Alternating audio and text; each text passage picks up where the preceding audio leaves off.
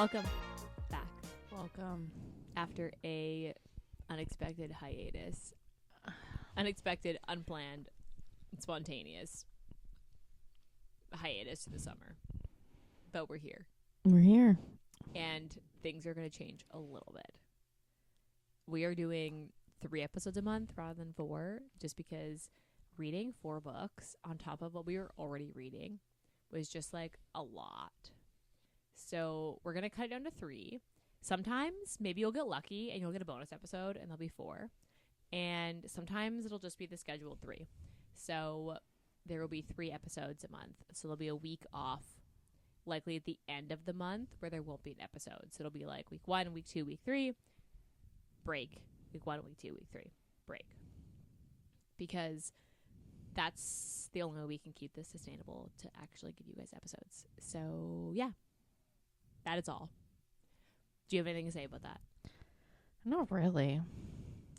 Okay. So then back to regular scheduled programming, which is welcome to Sisters Reading Romance. This is Ayesha, one half of this podcast. This is Lexi, the other half of this podcast. And we're back. Barely. Surviving. It's October, so we decided to do something spooky. I think we did vampire, werewolf for the 3. Oh, yeah, I guess. So this is the first week of October, and this week we read Loving a Vampire is Total Chaos by Aura Hayes, which is, I didn't realize this, but they're a duo, actually, like a best friend duo. Wow. I'm I didn't always know just, that like, either. so curious as to who does what. Like, how does that work? I mean, they probably...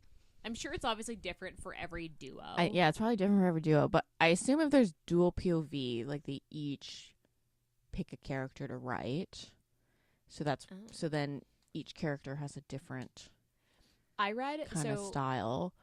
Or it could just be like sections and be like, hey, you want to write this part? You write this part. I write this part. maybe. And then they combine it. Because, like, when I read... So, I've read what was the book? A Him and Us by Serena Bowen and Elle Kennedy. And I have read both of them separately. And you can tell, reading a book with them together, who writes what parts. Because Serena Bowen's sex scenes are very, like, glossed over. And they're like, and it's in. And then it's the next morning. So you can kind of tell who was writing which parts. Mm-hmm.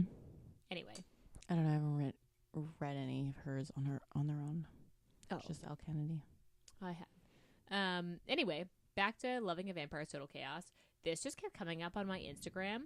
Mm-hmm. And I was like, I think I need to read this. And then I was like, you should read this. And was sending you that you should read it. And then we both ended up reading it kind of at the same time. In the middle of the summer. Yeah. This is not a summer book, guys. No, this is like for sure an October book. Anyway, should we start with tropes? Yeah, sure. Okay. Fated Mates. Fated Mates, yeah. Romantic comedy or dark comedy? Yeah. It could be like cop and criminal murderer. Yeah. I would go with that. He falls first. Oh, yeah. Stalker? Stalker, definitely stalker. Okay, so I want to say forced proximity, except that... But he forces the proximity, so Correct. it's not like uncontrolled universe things are forcing them together. It's like he literally forced himself into her life. Correct. Yeah. So, paranormal? yeah. This is definitely paranormal. Yeah. There's vampires. Yeah, vampires. It's a cop novel. It's a cop book. So Romantic mystery. suspense? We could say like murder mystery. Yeah, okay, murder mystery. Yeah, I would go with that. Golden retriever? He's a golden retriever for sure. That just also kills people. He was like a psychopath. Yeah. Trying to think what else. It's that's the big ones. I mean, Black Cat, Golden Retriever is one, so we said Golden Retriever. Grumpy Sunshine, because she's grumpy, he's sunshine. What else? Age gap. I mean, he's like. I mean, but that's we. I is should. It just I like don't a think, vampire thing. I don't think think discount it. We should be able to say that for vampire books or like paranormal books that supernatural people live very, very long lives. You like I don't think it should count unless it's like distinctly like it affects their relationship in any way. Then, yeah, like if we read Twilight, I'd be like age gap because he does not act like a teenager at all. No, he does not. I did pitch if us reading Twilight. No, this I month, cannot. And Ayesha I cannot do it again. I think that it would just be so cringy the second ago. That's the point. Some people have this listed as Insta Love, but I feel like Insta Love doesn't count because it's Fated Mates. But it's Fated Mates, yeah. That doesn't count. Okay. Trigger warnings. Murder. Yeah, I mean he kills people and like plays in their blood. I would say this is the same level of graphicness as Butcher and Blackbird. Yeah. Like not like graphic, but in a like lighthearted way. Yeah. As weird as that sounds. Like it's not like graphic just for shock value. Correct. Yeah, I would agree. Yeah, because it just feels so glossed over because it's like not. Yeah, it's not graphic to like gross you out. It's just like, oh, he murders people. Yeah, and he's very nonchalant about it, so it makes you feel kind of nonchalant about it because you're reading it from his POV, and he's like, "Ooh," and you're like, "Oh, okay, sure." It is, yeah. That's what I would say. So I would say that. I mean, kidnapped. She gets like kidnapped. I guess, but like, is that a trope? It's not. I don't think it would be a trope unless he kidnapped we're her. about trigger warning. Oh, my brain is mush right now. Yeah. The big one would be the graphic, like the graphic murder. Well, I guess she gets like tortured. Yeah, I mean she's like not fed and stuff. It's less shocking than like Ice Planet Barbarians, where like they're stuck on a whatever alien ship. Yeah. I mean, maybe worth mentioning, but meh. Okay, so the Goodreads ratings, this book has gone up so much. It's like having a moment on like the Bookstagram and Book Talk. So it had like significantly less ratings than this when we read it, but it has a 3.9 on Goodreads, and it has almost 6,000 ratings. I would say 3.93 is accurate. Yeah. And then Storygraph, I think, is similar. Storygraph is a 3.8, but it only has 800 ratings. But that's expected, not as many people use Storygraph as they do. As they do Goodreads. But yeah, so this, I think when we read it, it had 3,000 ratings. I read it when it like literally had come out, like a couple days after it came out. Because I saw. Oh, wait, when did this come out? It came out like in the middle of summer. Oh, this came out June 12th. Oh, fuck. Okay, so we literally read this like weeks after it came out. I literally read it like I saw a reel on Instagram, and then I was like, oh, let's see if this is out. And then I saw it was out, and I'm like, reading. Oh, okay, because I started it, I told you about it, and I didn't realize it was that new. Yeah. I read it like probably like a week after it came out. Okay, so then I would have read it like the same time. Okay, so I did not know that. Okay, so then that's a lot of reviews for only being out for 3 months. And it being a like fall read that came out in June. Yeah. Also, I just looked at the audiobook that also just came out. Oh no, it's coming out in January, and Teddy Hamilton is the narrator for Zave. Of course it is. And I feel like I'm probably gonna listen to it. I don't know though. Can Teddy Hamilton do the like weird psychopathic energy that I mean, We'll see. I think so. We'll see. I'm probably still gonna listen to it. Okay.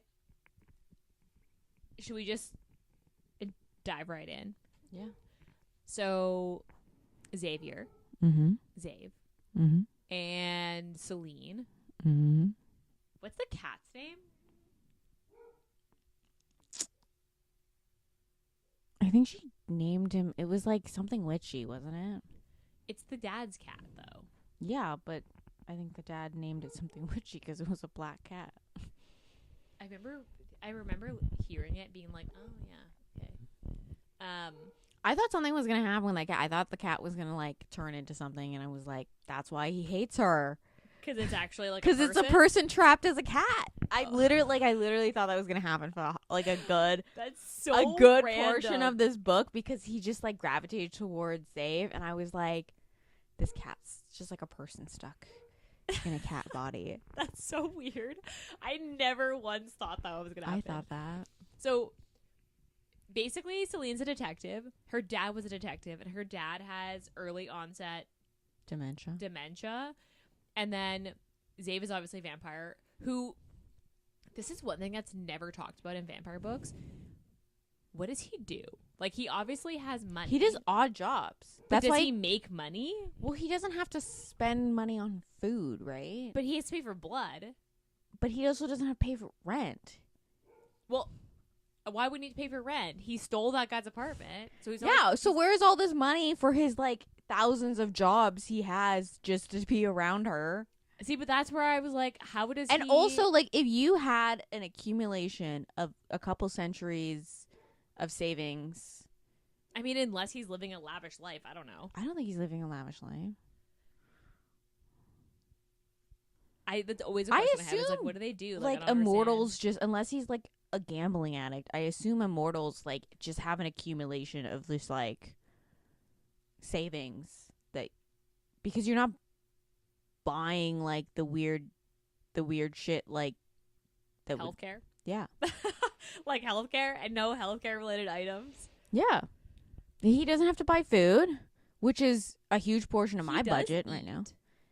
He does eat, but I don't think he needs to eat. No. I think, doesn't he say, like, I just eat for the pleasure of it?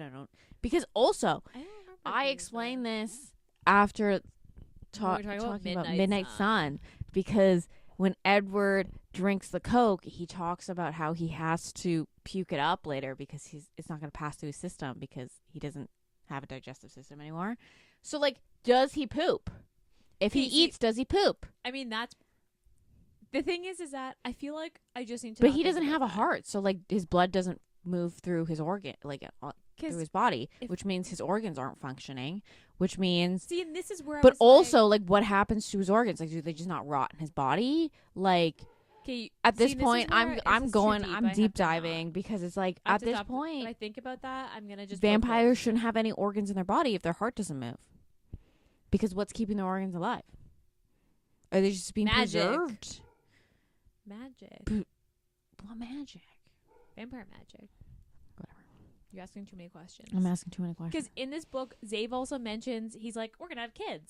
And I was like, I have many questions about that, but I'm going to pretend I don't have questions because otherwise I'm going to get stuck. And I'm going to be like spiraling on this. What does that mean? How would that even work? Because in this book, I didn't even realize there were going to be other supernaturals until this friend is a witch. But I don't know if the friend knows she's a witch. No, the friend does not know she's a witch. The friend doesn't even know he's a vampire. Not until the end. When he's like, we gotta save her. Oh, yeah, that's right. Oh, yeah, you're right. He does tell her. He has to tell her because she's just like, where's my friend? And he's like, so, here's the problem. Okay. I have thoughts on that specific thing, so let's pause there.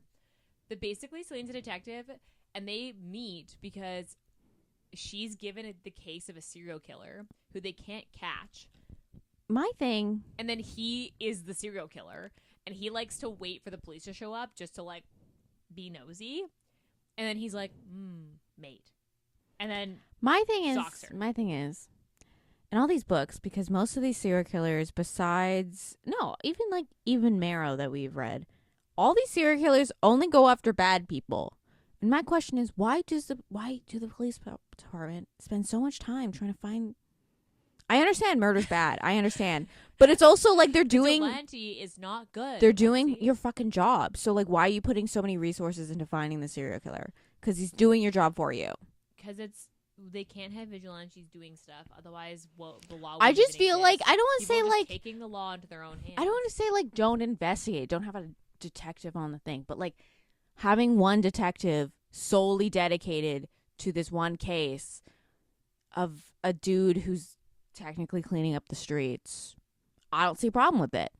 And the real question is a morality problem that I have, but but the real question is not why do we have cops on those serial killers? It's that how many serial killers are there out there who only kill bad guys? Because romance makes it seem like there's a lot. There's a lot. But I don't think that's the case. I think people are just serial killers. Unfortunately. Like I don't They're not hot psychopaths that only go after bad guys. No, they're just fucking weirdos who can't get laid. Yeah. Who are mostly low-key all ugly. Yeah. Like, why are there Ted Bundy fangirls? Like, he's fucking ugly. He's not. I don't think he's, like, ugly, but he's not, like, hot. Like, I wouldn't be like, that guy's attractive. Yeah. He's average, but that's how people get away with it, because you're average. Well, anyway, side tangent. I thought the dad was going to be more involved in this. No. Because he became a thing, and then I thought that somehow either the dad was going to be kidnapped or something, or that she was going to bring Zave to check on the dad. And she had that one experience with him too. Yeah. And then it just kind of was like, oh yeah, my dad. And that was it. No, I also thought she was going to quit her job at the end, but she didn't. No, maybe in the next book, because they don't really give us free shadows that she doesn't want to be a detective, that she just did it because her dad was. Well, yeah, I assume because there's not a huge amount of time that passes from the end of the book and the epilogue, so no, there isn't. I assume maybe in the next book it'll be like, oh yeah, I quit my job and I'm starting doing like kickboxing gym or whatever that she wanted to do. And then Zave can work there because he knows how to do every job under the sun. He just shows up. My question is, does he actually like go through the interviews of these jobs, or does he just steal? Doesn't he have a suit? Can't he convince people to just do whatever they want? Isn't that a power they have? I think maybe. So then maybe he just does that. Maybe he's just like, I work here now. And they're like, but then how is his bank account in payroll? How is he getting paid? He's actually not getting paid. He's just like, fuck it. He's just a homeless man. I don't know. Where was he living before he moved into that apartment? Well, I assume someplace where he had his little parking spot with his fucking tag on it. No, that was at her apartment. I know, but like he had a car. He did have a car. Yeah. But he also runs super fast, so why do you need a car? I don't know. Questions of the day. Stop thinking about the vampire thing, because if you ask me questions, it's just you think too hard about it. Okay, let's talk about the neighbor thing. Mm-hmm. I wasn't expecting him to kill the neighbor. I thought he was going to basically convince him to leave and then steal his apartment. I didn't think he was going to accidentally murder him and be like, fuck. And then throw the body out the window and be like, I guess I should call a guy to clean that up. I was like, he's going to throw it out the window? I mean, at that point, he was very nonchalant about killing people, so. But I was like, and then Celine's like, that's weird. And I was like, yeah, girl, it's weird. Also, I would have been, it's also weird going into that apartment and literally like none of his belongings are there. It's all the other guys have. You like sports? She's kind of a bad detective though. Like, yeah. She didn't even realize her neighbor was missing and dead. Literally. Like, and they stay over at his apartment majority of the time. Yeah. So I just think she's a really bad detective. I just think she's bad at her job. 'Cause like, you're right. She walks in and is like, oh, do you like sports? And he's like, sure. Yeah, I guess I do. He's like looking around at the decor. He's There's like, like I guess I jerseys do on like the sports. wall. And she's like, oh, you guess? He's like, yeah. Yeah, I do. I think she's just bad at her job. And she's not once like, I wonder what happened to my neighbor. I didn't see my neighbor moving out. I didn't see any boxes. I didn't see a moving truck. He's like, oh, well. You, like, the thing is, if you live in an apartment building, you're very aware of your neighbors when someone moves out because it disrupts the entire apartment building. It is literally like one elevator. The one elevator is gone. Usually the other one breaks down. There's a truck blocking your entire parking garage. There's boxes just hanging out in hallways. There's bed frames everywhere. Someone props a door open that's not supposed to be propped open. And you're like, oh, there are people coming into the building that aren't supposed to be here. But it's fine. It's bad at her job. I did like how the cat liked him. Because when he broke in the first time, he was like, ooh, is this cat going to get me? And he's like... That's when I was like, I think the cat's a person. That is like so far from anything that I thought that I was like, I'm just so confused in how you got there. I don't know how I got there either, but the entire time I was convinced. I was like, this cat's been cursed. That's the plot of this book. I honestly did not see the like evil ex being the thing. Let's go. I honestly didn't see that turn. I was like, the cat. It had to be the cat. Let's go there.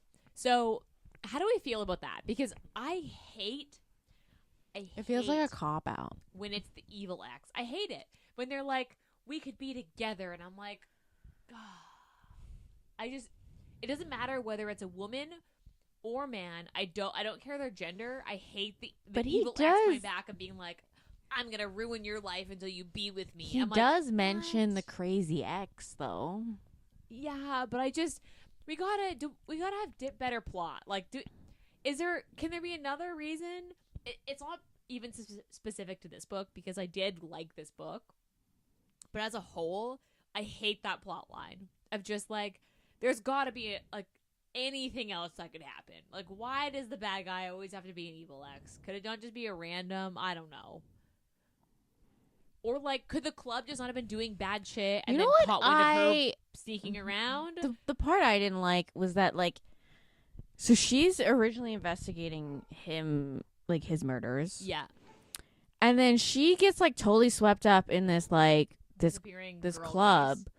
And I was like, why can't it just be like one murder that I have to focus on? Like, I understand that he's the murderer, but like I said, she's bad at her job. Because like,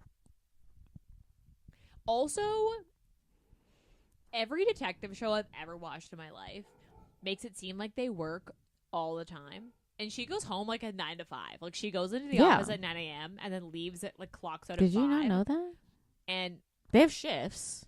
Yeah, but like every detective show I've ever seen makes it seem like they just work all hours. No, they have shifts, and then I assume like once a week most detectives take like a night shift, or they have like night shift detectives because I assume they would have to have some form of detective or like person at that position working 24/7 within a police department. I mean, I would, but also at the same time, I believe detectives are on call at all times. So then she obviously gets called sometimes to go check out the also, this is a Nikki Pitt. Now we're talking about her job. She's 26, man.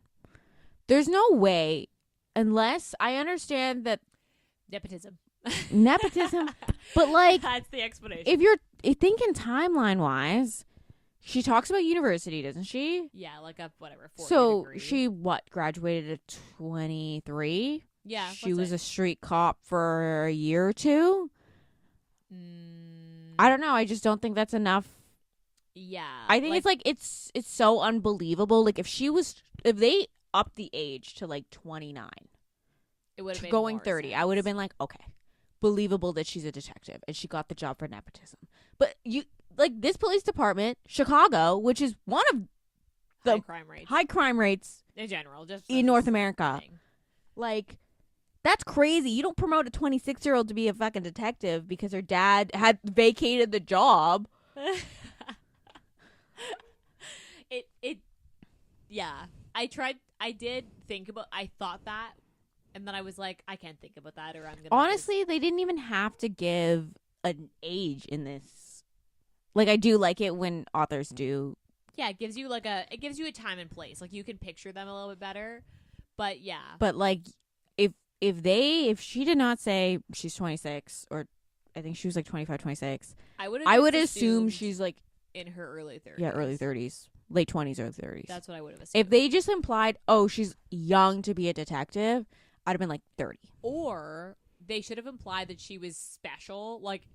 But she's bad at her job. We've established this. Okay, it's one of those things where the plot of him being the murderer, like a serial killer that she is looking it meant for, nothing in the end of it. It is so. It literally is only to get her to the crime scene, and that's it. And then him to see her. And there's then literally no other plot that it doesn't serve any other purpose. Yeah, like I think they should have just kept and then her the third on act the breakup is her realizing he's a murderer and him being like, "Don't panic, it's okay," and her being like, "How do I not panic? You kill people." And he's like, "But I kill bad people." And he still never admits to killing the neighbor. No, I think he does because does he? I think maybe it's the friend, or maybe she's, when they're doing the third act breakup, she's like, "This is not your apartment, right?" And he's like, "No, not really." And they're like, "What happened to my neighbor?" And he's like, "I don't think he's coming back." I don't remember that part, but I think I remember when she was like yelling. She's like, "This is not even your apartment." Yeah, because so they never confirmed it, but the ex was the one that terrorized her apartment, right? Yeah. Okay. Although that could be considered forced proximity because that's not him. But that he forced himself into the apartment next to her. Yeah. And then he was like, "Oh, you should stay at my place." Also, because I think nobody is like, "Do you know this dude?" They're all like, "Okay, yeah, good idea. You should stay with him." All her they just like let her. All and her I was bosses were like, "Yeah, you should stay with your neighbor." And like, what if that was if I called you and said, "Hey, my house got broken into," and I was like, "I'm staying with the neighbor," you'd be like, "Who? Who the fuck's the neighbor? What do you mean? Get out of there." Yeah, suspicious. Bad at her job, like I said. But they're fated mates, so it's fine. I mean, she did technically have a pole to be near him. My thing is, because he said the fated mate thing is usually he's usually not with humans. Correct. And I'm confused on how vampires are created, and like, because he was turned. Yeah, he was turned, but are they born? Did they explain that? He was part of the original experiment that created vampires. Yeah. But then the girl that he gets blood off of was turned. No. So I'm just like, okay, fated mates. He's like, okay, it doesn't happen to usually humans. It's like, is that assuming that like, how did that fate knows that they're gonna be turned into a vampire? But didn't science turn him into a vampire? Yeah, because he was an experiment. I can't think. We're thinking too hard. If I think too hard, it's gonna ruin the book. So we're gonna pretend like we didn't think that. I hope that the cafe, like the one that gets him the blood, I hope she gets a book. Maybe. And I hope it's. I mean, she's putting out the next book relatively soon. Yeah, the Friends book. Do you like the Friend? Did you like the Friend in this book? I really just didn't like because you knew she was gonna get her book. Like when she was introduced, you're like, okay, she's probably this is a setup that she's gonna get a book. I didn't get the Friend getting a book. But I did know instantly that Valen was gonna. Once she met him in the dungeon, I was like, okay, that he's getting a book. No, when they met together, I was like, okay, they're definitely the next. I thought I was like, oh, the Friend is definitely gonna get a book when she first introduced him, and then when she was like, oh, he has a very serious boyfriend that she loves and like didn't break up with for like a traumatic thing. I was like, can we not? I don't want to feel for this other dude and like. See, and that's where I was like, maybe she's not getting a book because she's with that other and he was like perfect. He was like nice. He wasn't like a bad guy. He just wanted to move away for a job, and she didn't want to move away from her secretary job. She's an assistant, right? Yeah, she just didn't want to move out of the city that she grew up in, which is fair. I'm curious But also, how that'll play out in the next one. Maybe Helen will go and kill the ex-boyfriend. No, but he's not a bad guy. I assume the boyfriend is gonna probably come back and be like, "Oh my god, I miss you," and she's gonna be like, "But my faded mate," and she's gonna be like, "No, I've had a boyfriend," and then Valen's gonna be like, "We're gonna get rid of this guy, right?" Probably. I hope that Valen and Zabe become friends because I really like. I Zabe. honestly, I think Zabe would just force his friendship onto Valen. Correct. He'd just show up and be like, "Hey," and he'd be like, "How did you get here?" Yeah. Oh, I've been following you.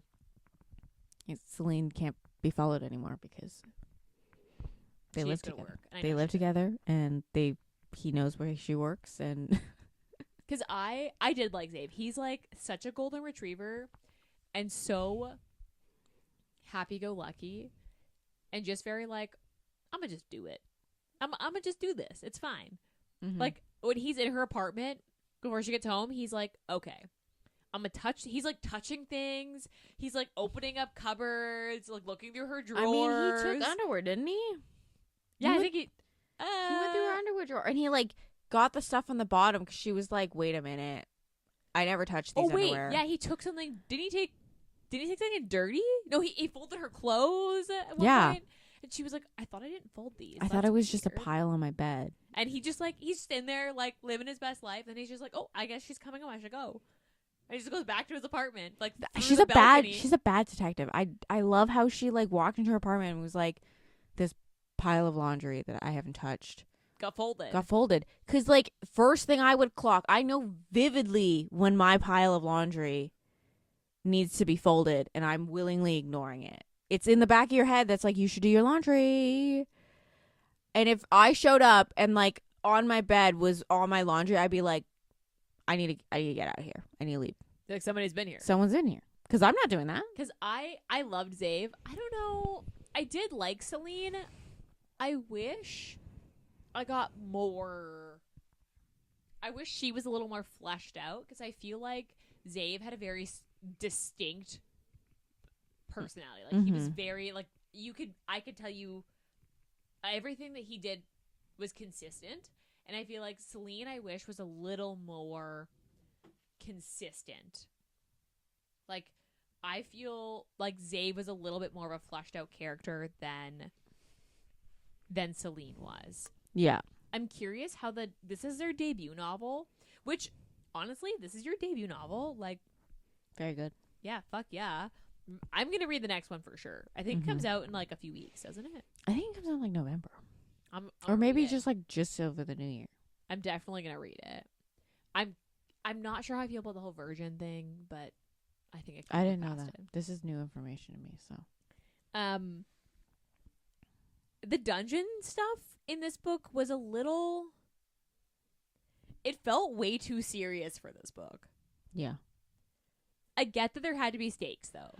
Also, she was in there for quite a while. Like, not just a couple days, but like 2 weeks. That's a long fucking time. Yeah. I thought he was going to save her way faster than that, but he did not. He could not find her. No, she was in there for a while. Yeah. Yeah.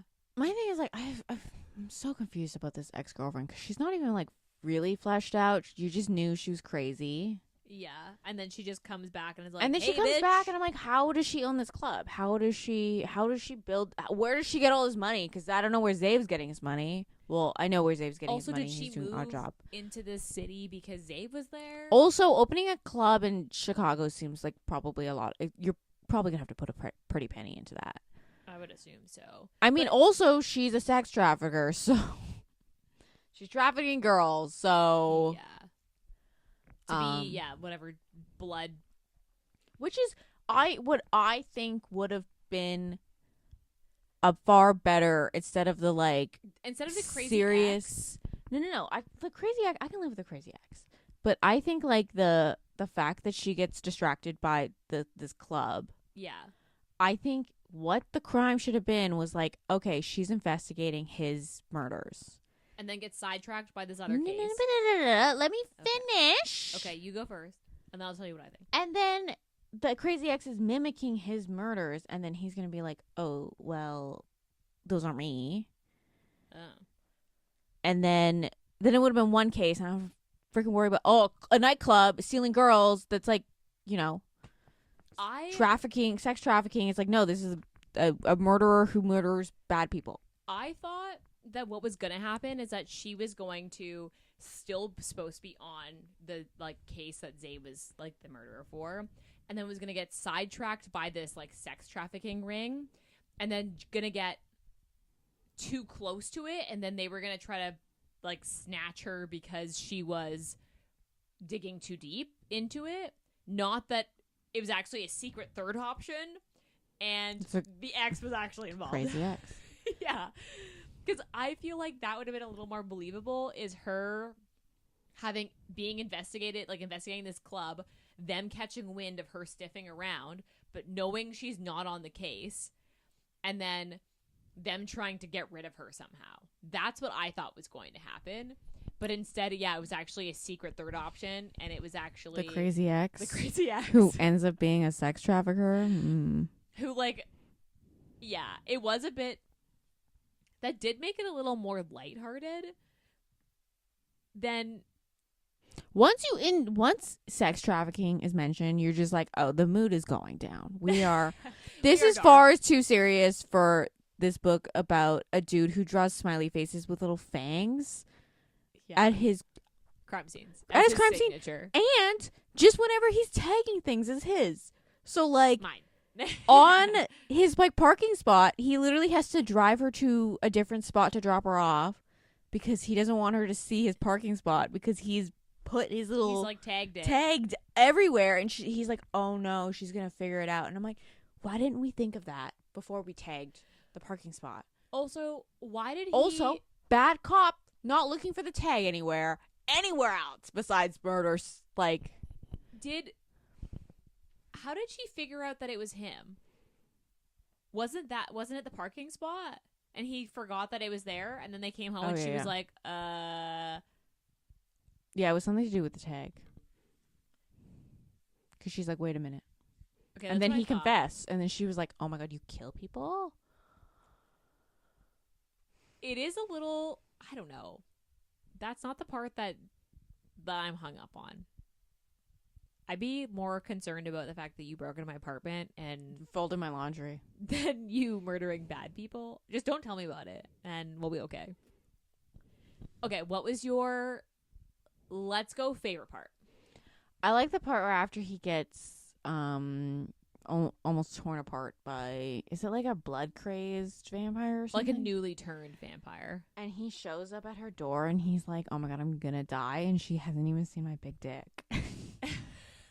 And I was like, I remember I read that and I was like, this is great. This is the best. I liked the fang boners where he was like, fuck. And he was like trying to get his fangs to go away, and he was like, yeah. And like couldn't say anything because he was like, as soon as I open my mouth, she's going to see my fangs. So I have to I can't open my mouth. I thought that he was eventually going to drink from her in this book, but it never happens. I was kind of hoping it would. Does he even have to drink from her at any point? No. Is there some mystical... See, that's where I was like, when he showed up almost dying, I was like, this is it. He's going to drink from her. Like, this is it. No. Not that I was... Also, picking it in the vampire world, he still has to wear glasses. And he is still basically blind. And that's why I'm like, so he's healing this wound, but he won't... His eyeballs don't heal. But is that because he was turned and his eyes were already bad? But he was like, he said at the beginning of the book when he put his glasses on, he was like, yeah, fun fact, vampirism doesn't fix bad eyes. And this book was actually really funny. This is like Zave's POVs were so good. They were so funny. Mm-hmm. I liked this book specifically for him. Yeah. Like, if you only read this book because of him, you'll have a good time. Worth it. Just don't think too hard about the vampirism. I mean, in any book, any vampire book, don't think too hard about it. Yeah. Okay, go about least favorite part. You go first. I was just like, she's bad at her job. She didn't need to be a detective. She didn't want to be a detective anyway, so maybe that's why. She's 26 and she's a detective. So sorry. You've now removed me. If she was like a beat cop who was like trying to be a detective, I would have been like, yeah, sure. Like she was trying to work like her way up. Rogue and was like, I'm gonna because she's like, I want to solve this case to prove that I can take over my dad's position. But no, it's like 26. That's promoted true. to That detective. actually would have been a little more believable. Yeah, and that would also explain why she was looking into the club and like why she was at so many different crime scenes instead of like she's a detective. She's supposed to solve. She like didn't work in this ever. She literally would show up to work. Something traumatic would happen, and then she'd be like, "Oh my god, I gotta go." Like she took time off after her apartment was broken into, and then she was missing for 2 weeks, and no one went. And they were like, "We'll just send an email to her boss, being like, my dad is not doing well. I can't be at work." And they were like, "Bet." You not checking in, no one texting to be like, "Hey, how's your dad doing?" They just were like, "She just been here for 2 weeks," and nobody was like, That's weird. Why the friend was like, "Where is she?" And that's why she came looking for her, because she was like, "This is weird." But nobody else was like, "Where is she?" My only least favorite part about this book is the big bad being the ex. There were so many easier setups to have a reason why Celine was kidnapped, and like to have that same exact story like the play out without having the crazy ex. Like it could have just been a trafficker. Like she could have just been a bad person. Mm-hmm. It didn't have to connect to Zave. Mm-hmm. Also, then the poor like old guy didn't have to die. That was sad. Yeah, that was sad. When Zave's friend died, I was like, I'm actually really sad about that. I was like, that's actually very, very sad. Mm-hmm. Okay, what did you rate this book? I think I gave it a 4. 4s across the board. I think I might have given it a higher score on Storygraph. I think you did give it a higher score on Storygraph. Like it wasn't 5, but and my Storygraph, it says that you gave it a 4.25. I don't know, because we're friends. So I think I gave this a 4 across the board. I gave it a 4 on Goodreads, and I gave it a 4 on Storygraph. If you're just here for vibes, this is a great read. It is. You just can't think too hard about it. It's a fun paranormal read. Perfect for this time of year, for like fall, October. Like it's great. It's funny. The characters are good. It is dark comedy. So if you're not squeamish, you'll be fine. I loved it. It was good. If you're here for a good time, this is it. Spice. I don't like it. I think a 2. Do they have sex twice? Yeah. And he's like a dom. It's like dom, subby. Yeah. I wish I had a little more sex. I really wanted him to bite her. I was like, there's got to be a scene where he bites her. No. This is a request. I'd like to request a bonus scene where he bites her for the first time. Yeah, I would agree. I would agree with the 2. Would you reread this? Probably. Yeah, I could see myself rereading this in like October, like reading it again next year, as like a fun, like spooky read. Would you recommend this? Probably. Yeah, I would say so. I'd recommend this. It's also like for a debut novel. This is so good. Mm-hmm. So, if anything, the books are just gonna get better from here. 100%. I would recommend this. It's fun. It's vampire-y, very like October spooky season, and it's like it's just really funny. Do you have any last words about this book before we wrap her up? I don't think so. Besides that we recommend it. Yeah. What are you reading right now? I mean, I just started Soulbound by Kristen Callahan. Is that the same series as Firelight? Yeah. Okay. It's like this. If you haven't listened to that episode, we did an episode where we did Firelight by Kristen Callahan. I think it's like the 5th book in the series. Because the Does main it get less wild? Yeah. Once that book, I was like, what the fuck is happening? Once she starts establishing the, like, world, mm-hmm. it's definitely less jarring. Like, Firelight is just bonkers, though, with the I was weird like, goddess. What is happening? The weird Egyptian goddess shit. All the rest of them are quite tame compared to that, because, like, the second one's werewolves. The third one is witches. And then it's, like, werewolves. And then it starts getting into, like, urban steampunky fantasy. Okay. And now there's, like, curses and fae in this one. And, yeah. Are you going to keep reading it? You were telling me earlier, you're like... I'm just, like, I'm in a rut, so I don't know. I don't know if I'm going to keep reading it, because I'm just not in the mood to read anything. I feel that. I am reading Wolf Gone Wild by Juliet Cross. I'm like 60% in. And it's honestly, it's perfect for this season. Because we read Don't Hex and Drive for the podcast last year at this time, didn't we? Correct. And this is the first book of the series. So we've read 1 and 2 now. And highly recommend if you're looking for something that's more cozy, but still looking for like spooky season reads. They're really good. Although you do have to read them in order. Like yeah, it would definitely be recommended. Like, I don't think you would be... Like, I read book 2 and I think you could 1. read the first 3 as standalones, but once you start really getting into the, like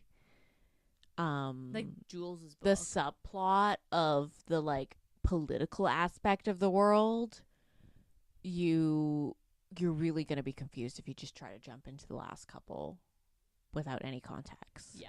I would highly recommend. If you're looking for something for spooky season that's like witchy, love it. It's great. It follows like a family of sisters, and each sister gets a book. So there's 6 of them. 5? 6. There's 6, I think. Very good. Perfect for this time of year. Do you have anything else to say? I don't think so. Next week we are doing one of the other books. Neither we allowed to say it. Do you want to I say don't know. Ayesha, you were the dictator of this podcast. We'll keep it a surprise. You were the dictator of the podcast. Next week we're reading another spooky season read. We tried to keep to October being spooky season, so they're going to be it's Twilight themed. It is Twilight. It's like the book box. Our book box is Twilight themed too. And not literally, but like the theme is vampire versus werewolf. So anyway, we don't have anything else to say about this book. The usual is rate, review, and subscribe to our podcast. Obviously, it's really helpful when you guys do, because it helps other people find us when you review and subscribe, because it adds us to like other people's recommendations. If you have book recs you want us to read, send them our way. I am not as active on our Instagram, but if you do DM, I do look at them. We just don't post very often, because I'm more active over on the bookshop page. So if you want to get a hold of us, you're better off following the bookshop and then reaching out to me via the bookshop. Yeah, I don't have anything else, so I guess we'll be back in your ears next week. Bye-bye.